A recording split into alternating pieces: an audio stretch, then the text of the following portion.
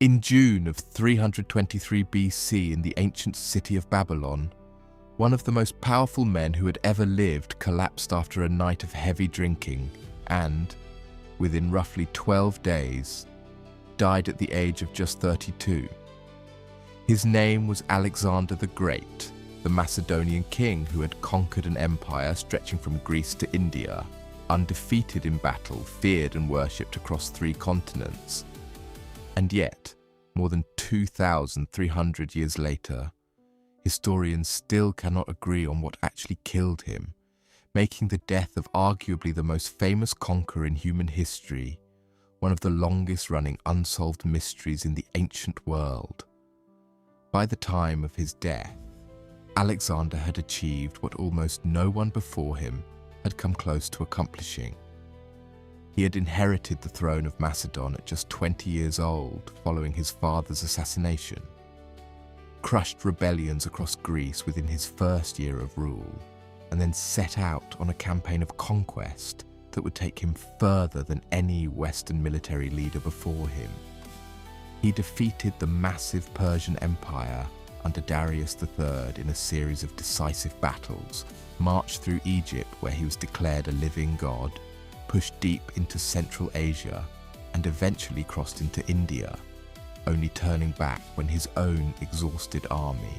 after nearly a decade of continuous campaigning, refused to go any further.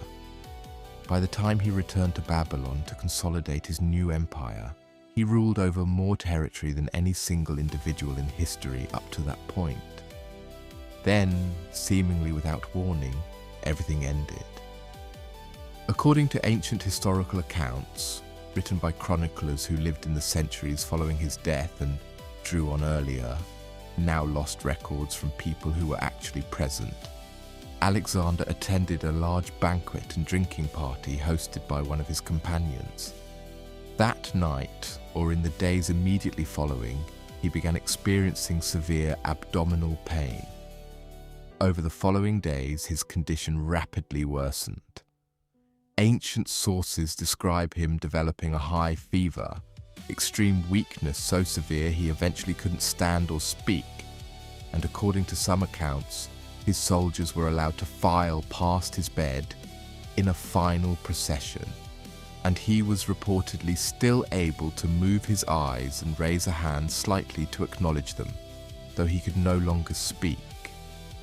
12 days after the symptoms began, Alexander the Great was dead. What makes the case so historically significant is that,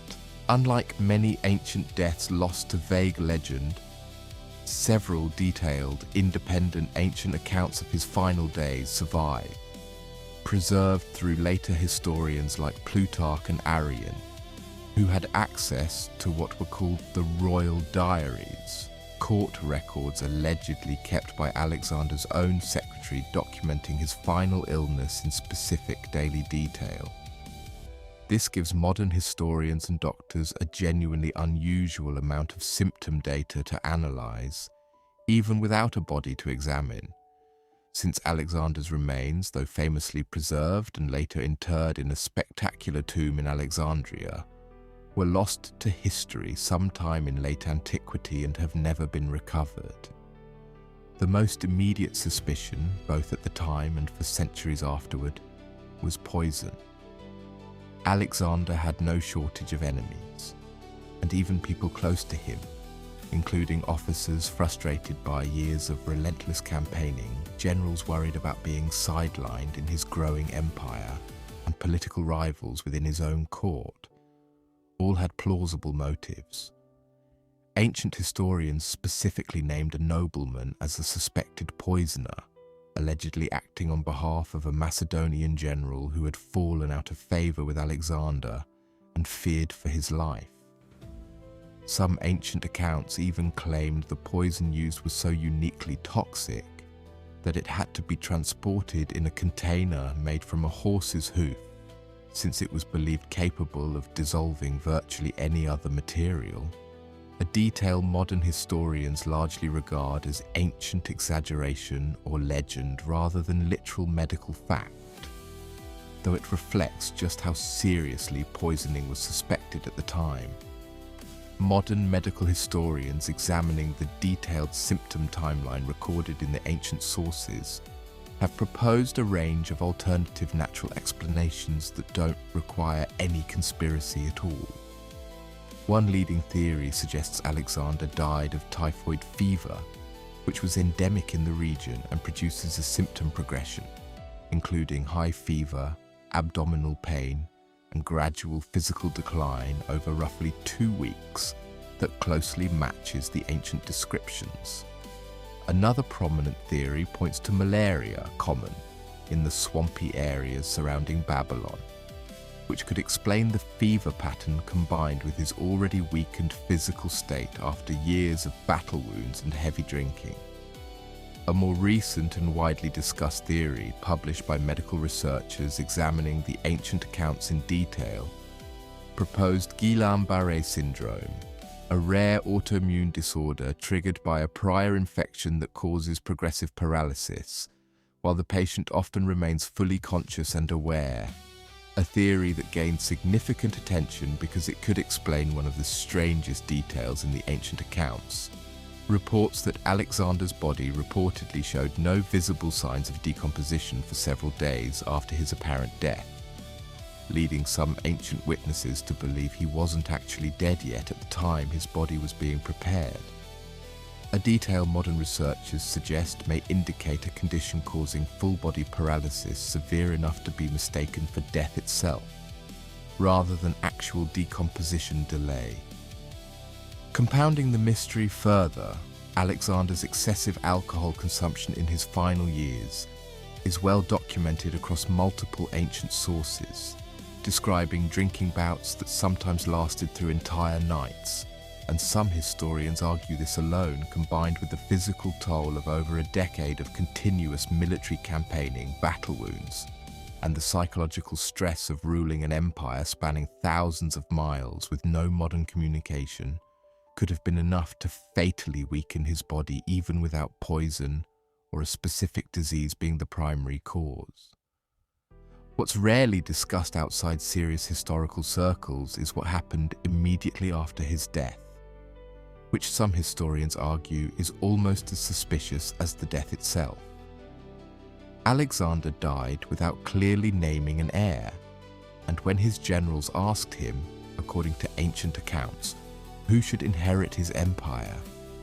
his final reported words were deliberately ambiguous, translated roughly as the strongest,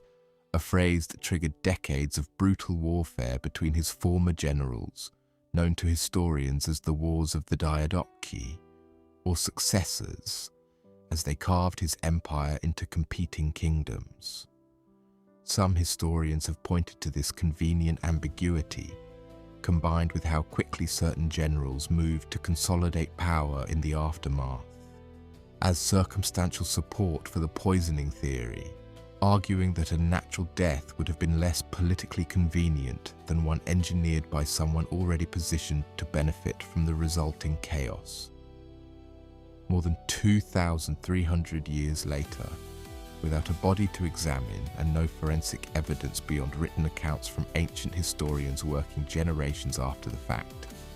the true cause of Alexander the Great's death remains formally unresolved. Modern historians and medical researchers continue to publish competing theories,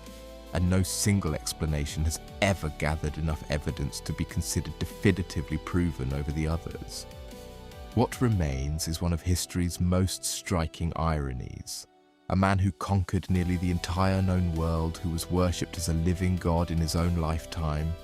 who never lost a single battle in over a decade of continuous warfare, was ultimately defeated by something so ordinary and so thoroughly undocumented that more than 2 millennia of historians, doctors and researchers still cannot agree on what it actually was. If mysteries like this, cases where even the most powerful figures in history left behind questions nobody has ever fully answered, are exactly what you come here for, subscribe to The Grave Details, because history's most famous names often hide its strangest unsolved stories.